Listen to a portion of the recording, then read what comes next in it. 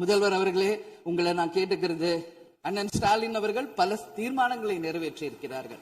முதலமைச்சர் அவர்களே, எதிர்கட்சி தலைவர் அவர்களே, இந்த அவையிலே வீற்றிருக்கும் அனைத்து சட்டமன்ற உறுப்பினர்களுக்கும் முதல் கண் வணக்கத்தை தெரிவித்துக் கொள்கிறேன். இன்றைக்கு சட்டப்பேரவையிலே பேசப்பட்ட இந்த தீர்மானம் ஒட்டுமொத்த தமிழக மக்களின் வாழ்வாதாரத்திற்கும் மிக முக்கியமான ஒரு தீர்மானம். எனவே இதை யாரும் மறுக்கப் போவதும் இல்லை, ஏற்காமல் விடப் போவதும் இல்லை. தமிழ்நாட்டிற்காகவும் தமிழக மக்களின் அத்தனை உரிமைக்காகவும் ஒட்டுமொத்த தமிழகமும் ஒன்றாக தான் இருக்க போகிறோம், அதற்காக போராட போகிறோம். ஆனால் நாம் சற்று இதை பற்றி யோசித்தால், சுதந்திரம் வாங்கின காலத்திலிருந்து இன்றைக்கு வரைக்கும் காவேரி பிரச்சனையும் முல்லை பெரியாறு பிரச்சனையும் தமிழக மீனவர்கள் பிரச்சனையும் தொடர்ந்து பேசிக்கொண்டுதான் இருக்கிறோமே ஒழிய எதற்கும் இதுவரைக்கும் நிரந்தரமாக தீர்வு ஏற்பட்டதாக ஒரு வரலாறு இல்லை என்பதை நிச்சயமாக இந்த நேரத்தில் நான் பதிய வைக்க விரும்புகிறேன்.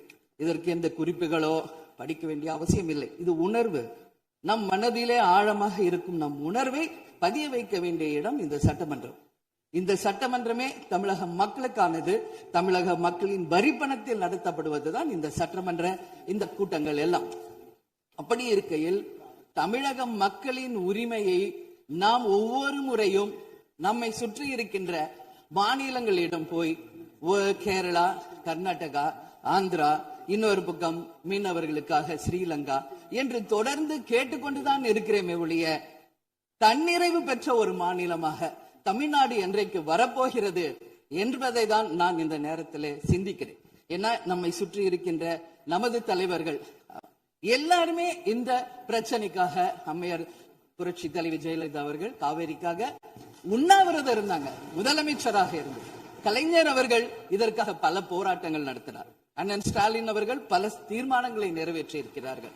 அது மட்டும் இல்லை, இதுவரைக்கும் முதல்வராக இருந்த அத்தனை பேருமே இதற்காக நாம பேசி இருக்கிறோம், போராடுகிறோம், சட்ட ரீதியாக நாம் அதற்கான தீர்வுகளை காண்கிறோம். அது மட்டும் இல்லை, காவிரி மேலாண்மை ஆணையம் ஒரு தீர்ப்பு சொல்றாங்க, உச்ச நீதிமன்றம் ஒரு தீர்ப்பு சொல்றாங்க. எதுவும் பேசியும் இதுவரைக்கும் தீர்வு இல்லை. இப்பொழுது முதல்வராக பதவியேற்றிருக்கும் சிவகுமார் அவர்கள் சொல்றாரு, நாங்க பேச தயாராக இருக்கிறோம் என்று.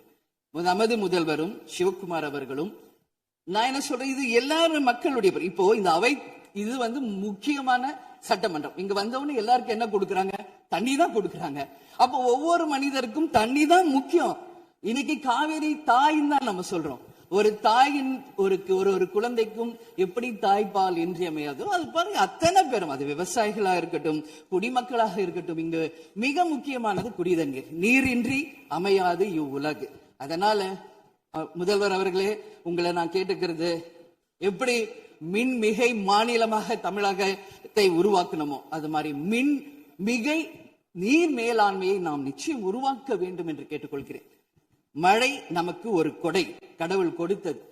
அதற்கு இனி வர இருக்கும் மழை காலத்திற்கு முன் அதற்கான தீர்வுகளை நாம் ஏற்படுத்தி எங்கெல்லாம் தமிழ்நாட்டின் நதிகளை இணைக்க வேண்டும். சும்மா நம்ம போய் பக்கத்து ஸ்டேட்டுக்கிட்டே தண்ணி கொடுங்க, டேம் கட்டாதீங்க கேட்டுக்கிட்டே தான் இருக்கோம், எதுவுமே நடக்கல. அதனால சொல்றேன், தன்னிறைவு மிக்க மாநிலமாக நம் தமிழ்நாடு உருவாக வேண்டும் என்று மாண்புமிகு முதல்வர் அவர்களை நான் கேட்டுக்கிறேன். தமிழ்நாட்டில் இருக்கிற நதிகளை நாம் இணைப்போம், எல்லா இடத்துலையும் தூர் வாருவோம். வரப்போகும் மழைக்காலத்திற்குள்ள அந்த நீரை எப்படி சேமிக்க வேண்டும் என்பதை நாம முடிவு செய்யணும். வீணாக கடல்ல போய் நீர் கலக்கிறத தடுத்தாலே தமிழ்நாடு மின்மிகை நீர் மேலாண்மை நிச்சயம் வரும் என்பதை தெரிவிச்சுக்கிறேன். இதுல யாருக்கும் எந்த மாற்று கருத்தும் இருக்காது. தமிழ்நாட்டின் உரிமை என்றைக்கும் நாம் விட்டுத்தர முடியாது.